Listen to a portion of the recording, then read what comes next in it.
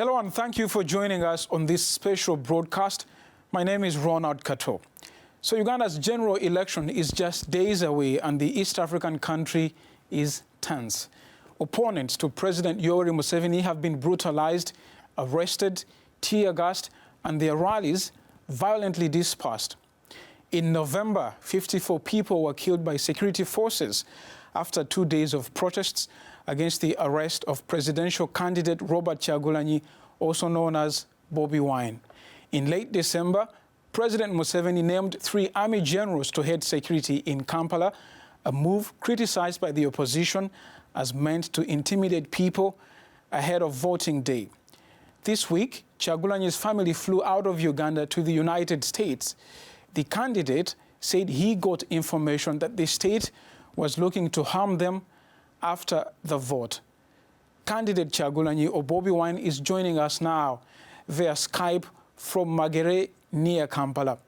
Thank you very much for your time, sir. Thank you very much for having me, Kato. So the election is just days away.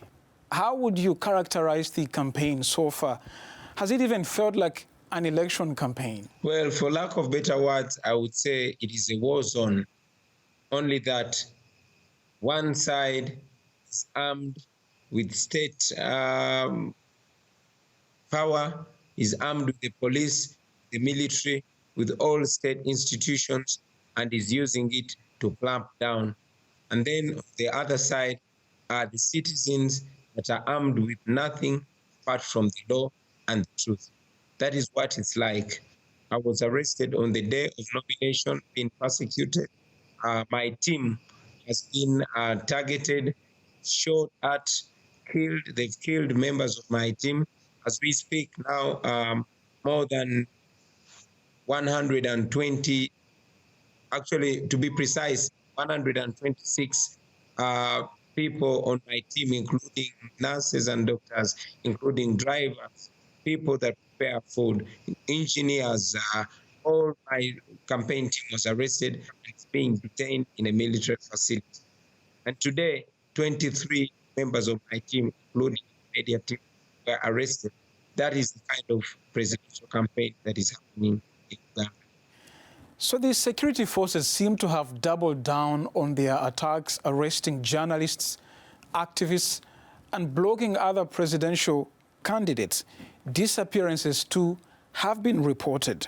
What does this say about the state of civil liberties and political activism in Uganda at the moment? Well, the state of civil liberties and basic freedoms is actually non-existent. Uganda is a military dictatorship that has been posing as a democracy. Good enough, by posing as a democracy, it has been able to earn legitimacy across the world. General Museveni has put on a suit and hidden his military attire and hidden his AK-47 he uses to repress the people of Uganda and presented himself to the outside world as a democrat. Our duty is to expose the reality that is happening here in Uganda. General Museveni took power by force of the gun in 1986. It has been 35 years of gun rule, of repression, but again, of woodwinking the outside world. It is our duty as a generation to present Uganda for what it is and to turn Uganda into what it should be, ought to be, and has to be. Bobi Wine, many have said that this is an unwinnable election. As you remember, the constitution of your country was changed in 2017, effectively to allow Mr. Museveni to rule indefinitely. So some have said this election is only a ritual. What makes you think you can even mount a challenge? History. History makes me believe that we can mount a challenge and actually win it. Nelson Mandela taught us that it always seems impossible until it is done. And we have living people like Barack Obama that never expected he would rise to be the first black president of America. He said even in the face of insurmountable odds, people who love their country can change. Now we love Uganda. Uganda is all we got. We were born here. we are responsible to fix the lives of our parents, but most important, to fix the lives of our children, to make sure that our children never have to run away from their country because their parents stand for the truth. That is why we insist and believe, and dare to believe, and dare to trust in our hopes. We truly can end dictatorship in Uganda. It has happened elsewhere. It happened in the Gambia. It happened in Burkina Faso. It just happened in Sudan. We can remove a dictator, and indeed, we are removing a dictator. The government says that you have broken regulations put in place to control the spread of COVID-19 with impunity, and that is why they have stopped your rallies several times. And they have a point, don't they?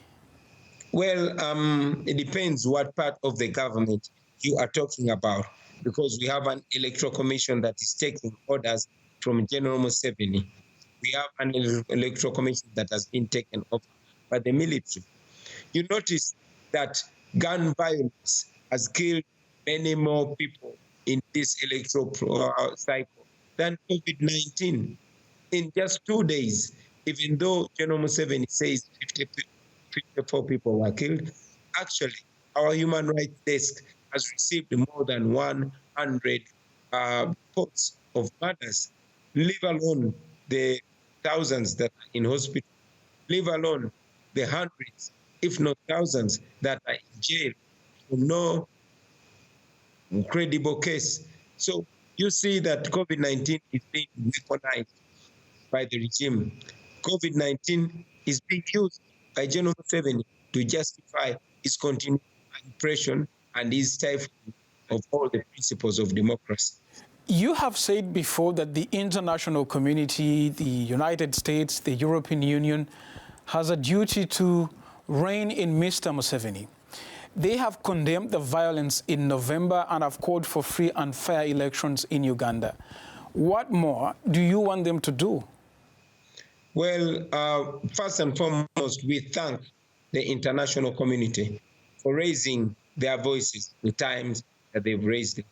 But I want to remind the international community that it is such complacency of certain degrees that causes even bigger problems in growing countries like Uganda. We, again, are grateful for the statements that have been made. But again, for example, Uganda continues to enjoy more than $100 million from the United States in terms of security cooperation. This is the same amount of money that is being used to violate the rights of the people of Uganda. I mentioned it 2 years ago that my driver was shot with an American gun. We continue to receive aid, which aid is not used to even better the lives of the people of Uganda. Honorable Kyagulanyi, before I let you go, if the election is not called in your favor after January 14, will you accept the result? I would accept any credible results. But from the look of things, there's nothing credible. I am a presidential candidate, but I'm not allowed to campaign while General Museveni continues to campaign.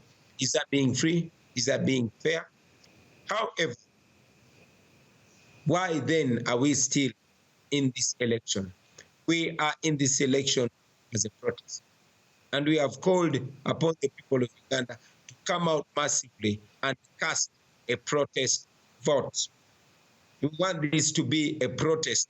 General Museveni has been killing people for protesting. Now we are going to protest by voting, by turning up in large numbers to vote.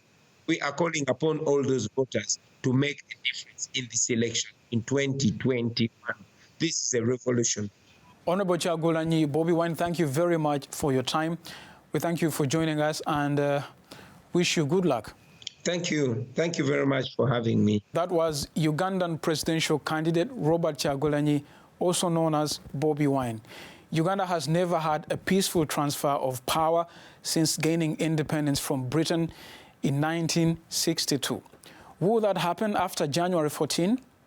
Thank you for joining us.